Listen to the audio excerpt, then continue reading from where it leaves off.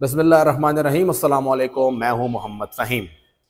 पाकिस्तान तहरीक इंसाफ अगर देखा जाए तो पहले जो उनके पास एक ताकत थी, एक अवामी सपोर्ट थी और आवाम के साथ साथ इस्टेब्लिशमेंट की सपोर्ट उनके साथ थी। इस दौरान पाकिस्तान तहरीक इंसाफ ने हमेशा अकेले फ़्लाइट लेने का फ़ैसला किया। किसी भी जमात के साथ उन्होंने ना बातचीत की और ना ही किसी जमात के साथ जाने का फ़ैसला किया। जब इमरान खान साहब इक़्तिदार में आए तो उन्हें मजबूरन किसी न किसी जमात के साथ बैठना पड़ा। उस वक्त MQM के साथ, बाप पार्टी के साथ उन्होंने इल्हाक किया, उनके साथ काम किया और फिर उनकी एक मुश्तरका हुकूमत बनी जिसमें मुस्लिम लीग काफ भी शामिल थी। लेकिन अगर देखा जाए तो इंतखाबी इत्तेहाद बहुत कम ही हुआ है और कम से कम खैबर पख्तूनख्वा में कहीं पर भी इंतखाबी इत्तेहाद पाकिस्तान तहरीक इंसाफ ने नहीं किया। 2018 के इंतखाबात से कबल जब उनकी बातचीत चल रही थी जमात इस्लामी के साथ, तो उस वक्त भी उन्होंने साफ इनकार कर दिया और कह दिया कि हमें मरकज़ से हिदायत है कि आप किसी के साथ भी इत्तेहाद ना करें, आप अकेले सोलो फ्लाइट लें और अकेले ही आपको इलेक्शन लड़ना चाहिए क्योंकि आपकी इस वक्त यहाँ पर मकबूलियत बहुत ज़्यादा है। और वो फैसला ठीक भी था। उन्होंने 2/3 मेजॉरिटी बड़ी आसानी से हासिल कर ली, जो कि खैबर पख्तूनख्वा की तारीख में पहली मरतबा हुआ। लेकिन हालात एक जैसे नहीं रहे। उसके बाद पाकिस्तान तहरीक इंसाफ के लिए मसाइल पैदा होना शुरू हो गए। तकरीबन 3-3.5 साल उन्होंने हुकूमत की वफाक में और सूबे के अंदर जब उनकी हुकूमत यहाँ पर 2/3 मेजॉरिटी के साथ थी, वो उस वक्त भी किसी के साथ बात करने को तैयार नहीं थे। अंदरूनी खाना मुख्तलिफ बातें आई कि ANP के साथ उनका इत्तेहाद होने जा रहा है और उन्होंने फिर वो मुस्तरद किया और बहुत ही सख्त जुमलों का इस्तेमाल भी हुआ ANP से मुताल्लिक। लेकिन फिर 9 मई हुआ और पाकिस्तान तहरीक इंसाफ मुकम्मल तौर पर आइसोलेशन में चली गई। अब इस वक्त पाकिस्तान तहरीक इंसाफ के लिए एक मुस्बत पहलू ये है कि ANP के सूबाई सदर एमल वली खान साहब ये कहते हैं कि हमारे दरवाजे हर किसी के लिए खुले हैं, इंतखाबात होने जा रहे हैं और हम उन इंतखाबात में किसी के साथ भी किसी भी किस्म का मुआहदा करके या कहीं पर भी सीट एडजस्टमेंट करके आगे बढ़ सकते हैं। और जब उनसे आदिल शाहजेब ने यह सवाल किया कि क्या ANP के PTI के लिए भी दरवाजे खुले हैं, तो उन्होंने कहा हाँ बिल्कुल, अगर वो ठीक से आके बैठ के बात करें तो बिल्कुल हम उनसे बात करने के लिए तैयार हैं।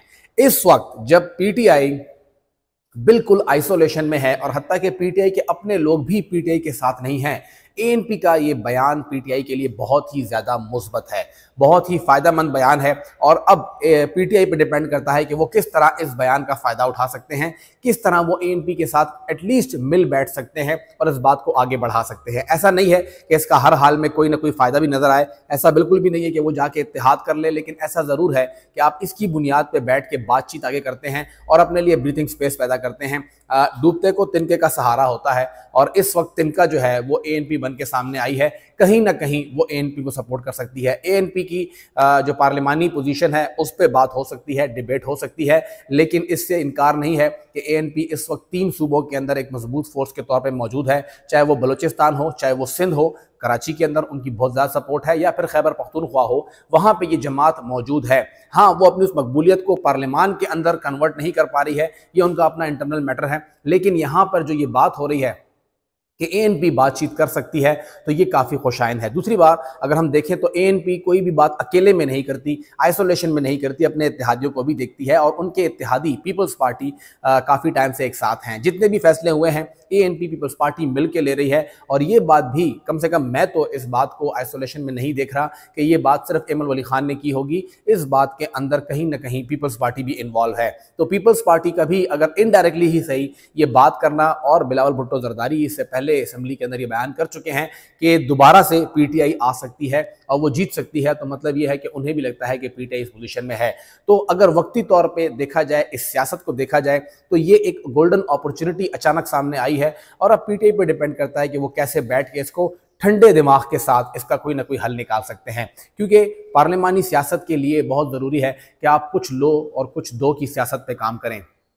आप जब फुल फ्लैश पावर में थे आपने अकेले इलेक्शन लड़ा, लेकिन अगर यहाँ पे ANP के साथ कम से कम पार्लिमान की लेवल के ऊपर, कम से कम इलेक्शन के लेवल के ऊपर या उससे पहले बैठ के बात भी हो सकती है, बात के लिए भी अगर स्पेस क्रिएट हो सकता है, तो ये PTI के लिए बहुत ही खुशाइंद होगा। कोई भी जमात अकेले चलते चलते कहीं पर हमेशा अकेले काम नहीं कर सकती, कहीं ना कहीं उन्हें इत्तेहाद की ज़रूरत होती है, कहीं ना कहीं उनको दोस्तों की ज़रूरत होती है। इस मौके पर ANP से हज़ार इख्तिलाफ सही, लाख इख्तिलाफ सही, PTI का ANP से इख्तिलाफ इतना भी नहीं है जितना जमीयत उलमा इस्लाम का और ANP का आपस में रहा है, और जो कुछ माजी में हो चुका है, जब वो सब कुछ भुला के एक साथ आगे बढ़ सकते हैं। पीपल्स पार्टी और ANP के दरमियान जो कुछ हो चुका है, अगर वो सब कुछ भुला के वो आगे बढ़ सकते हैं, तो फिर PTI और ANP आगे क्यों नहीं बढ़ सकते? ये दोनों मिल बैठ के बात भी कर सकते हैं।